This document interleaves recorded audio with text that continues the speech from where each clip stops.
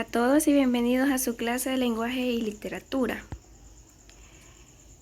Recordarles que siempre estamos en la unidad 7, literatura del siglo XX, el teatro, fase 3, semana 17.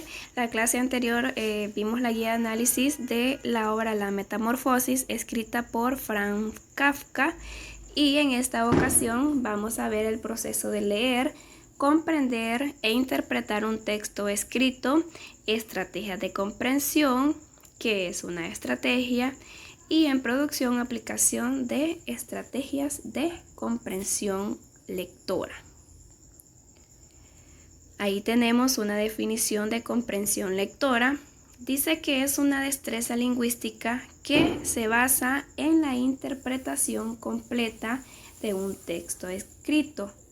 No es suficiente con conocer el significado de cada una de las palabras que forman parte del texto, sino que es necesario tener una comprensión global de lo que se está leyendo, y esto nos sirve, ¿verdad?, para que nosotros a la hora que leamos un texto no nos queden vacíos o que hayamos leído el texto y al final no podamos comprender de qué se trata, sino que la comprensión lectora lo que busca es que nosotros analicemos e interpretemos cada una de las partes que estamos leyendo.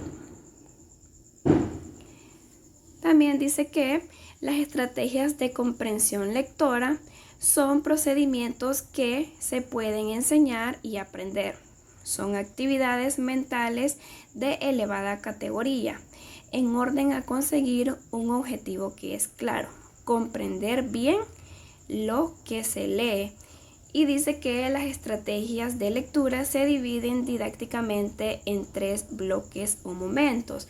No quiere decir que nosotros solamente vamos a agarrar un libro y lo vamos a leer, finalizamos y no sabemos de qué se trata, sino que hay 3 bloques y esto nos ayuda a que podamos comprender mejor cada parte.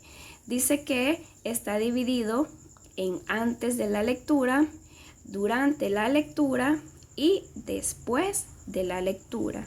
Y a continuación vamos a conocer de qué se trata cada uno de estos. Tenemos antes de la lectura. Dice que es establecer el objetivo o propósito de la lectura. Esta estrategia ayuda al lector a planear las acciones que realizará para leer de manera más efectiva. Una de las técnicas que se proponen para desarrollar esta estrategia es hacerse preguntas previas, que el lector reflexione sobre el objetivo de su lectura. Ejemplo: ¿para qué voy a leer este texto o este libro? Para aprender, para estudiar, porque me divierte, porque me han dicho en clases que tengo que leerlo. Y eso nos ayuda a tener un objetivo claro de por qué nosotros estamos leyendo, si es por diversión o es porque nos han solicitado leer un determinado texto, porque posiblemente ustedes tendrán algún examen y necesitan conocer dicha información. También otra parte es activar presaberes. Los presaberes son conocimientos previos que el lector tenga sobre el tema.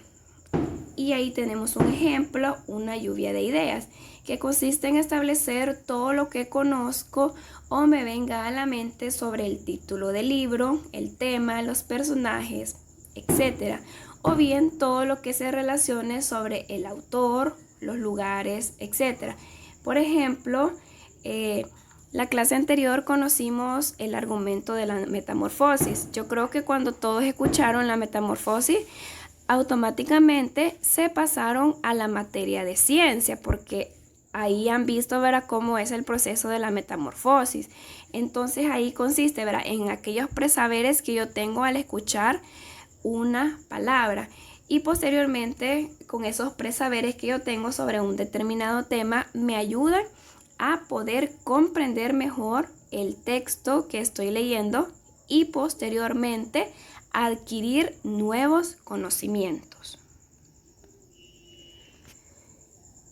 También dice que la otra parte se da durante y después de la lectura.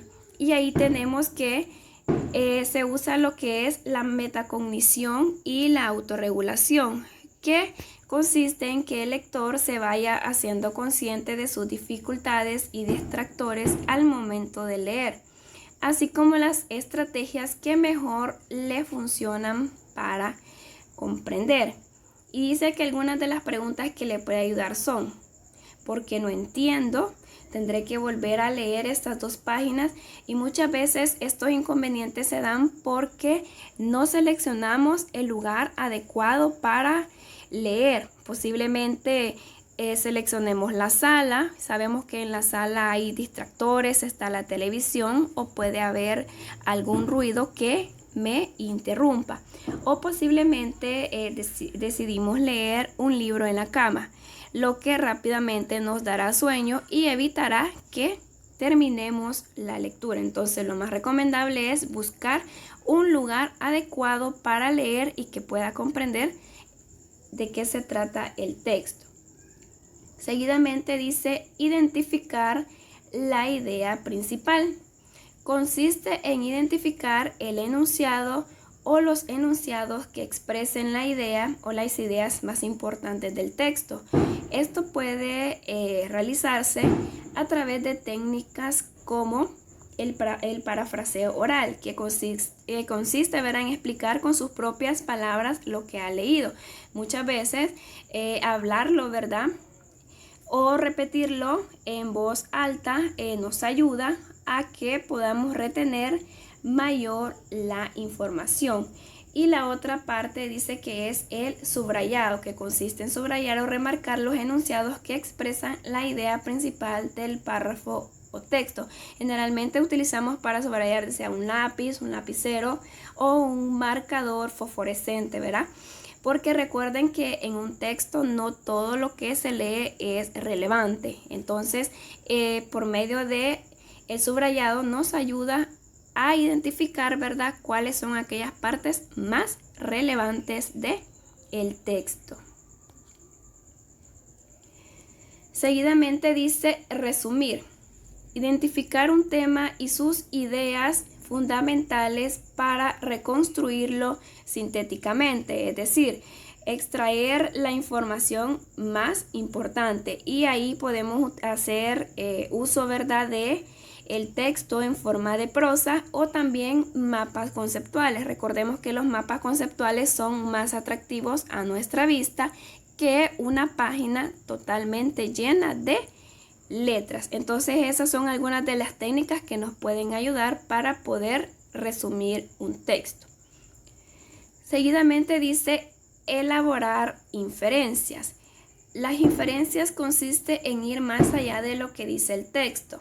Es una deducción de información implícita.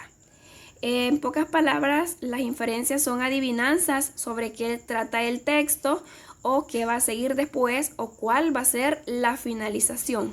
Al escuchar, ¿verdad?, o al leer el texto, yo me puedo imaginar en qué va a terminar o de qué se va a tratar.